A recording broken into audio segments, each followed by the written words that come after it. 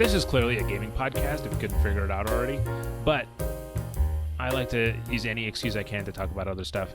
In this case, it's a book. So, for this episode's Like This, Try That, if you like Warhammer 40k Space Marine 2, then check out, or try, Xenos by Dan Abnett.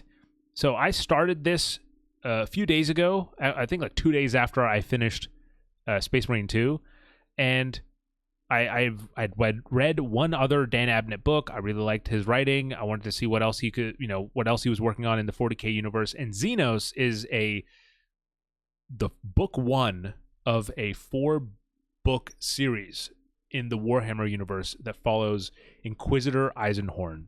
And I originally just got the audiobook because I had bought it when I first started getting into Warhammer, and people said, hey, this is a pretty good entry point into the series. And I, of course, said, I'll be the judge of that. And I can say now, man, it is a pretty good way to enter the Warhammer 40k universe. In fact, you don't need to know anything about or enjoy the Warhammer universe in order to enjoy this book. That is how good it is. And it was so good, in fact, I ended up picking up the omnibus, which is gigantic. I mean, this is biblical in terms of both it's like 1,000 pages, but also the pages are like themselves are like thin text and like short margins. Anyway, without getting into the physical attributes of this book, it is so fucking sick. It is essentially a series of climaxes. It's just set piece after climactic set piece that is stitched together by, I think, some rather compelling characters.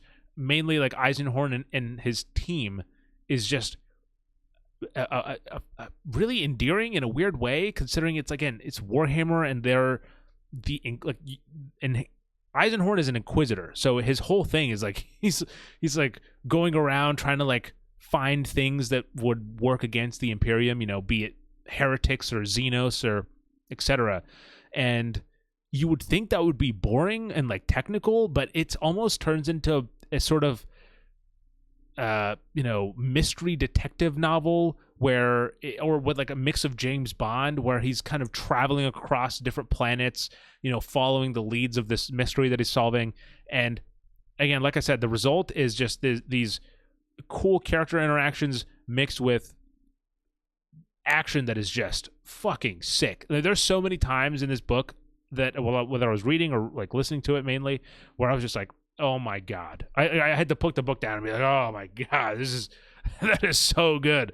And again, I don't know all the lore of Warhammer. I just know the general stuff. I know the general vibe, and this nails it. Dan Abnett is an incredible writer, and I've read 14 books this year, which is not impressive for some people, but hey, I've also played like 40 video games, so I've squeezed a lot in there, but this is definitely one of my favorite books of this year. It totally took me by surprise.